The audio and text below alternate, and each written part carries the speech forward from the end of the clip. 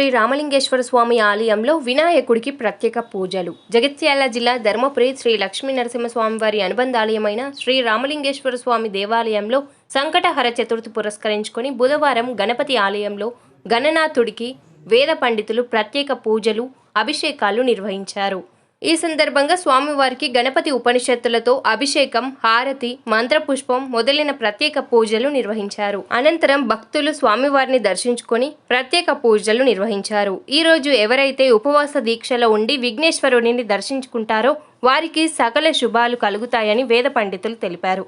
ఈ కార్యక్రమంలో ఆలయ చైర్మన్ జక్కు రవీందర్, ధర్మకర్తల మండలి సభ్యులు, భక్తులు అధిక సంఖ్యలో పాల్గొని స్వామివారిని దర్శించుకున్నారు. ఆలయ ప్రాంగణం ఆధ్యాత్మిక శోభను సంతరించుకుంది.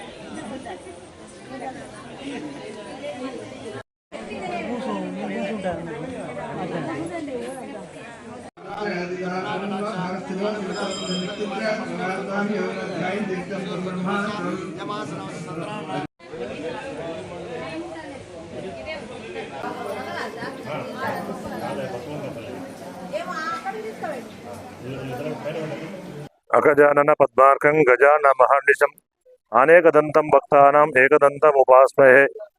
ఈరోజు సంకటహర చతుర్థి. ఈ సంకటహర చతుర్థిని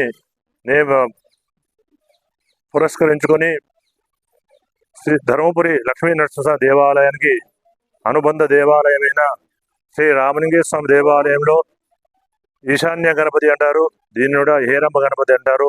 ఆ హేరంబ గణపతికి ఉదయం పంచామృతాభిషేకం, గణపతి అధర్వశీర్ష అభిషేకం, అష్టోషధనామాలతోని అభిషేకం పూజ జరిగింది.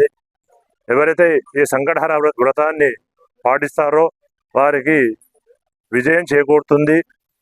అదేవిధంగా పిల్లలకు ఉన్నత విద్య, పెళ్లి కాని వారికి వివాహం జరగడం ఇలాంటి తప్పకుండా జరుగుతాయి.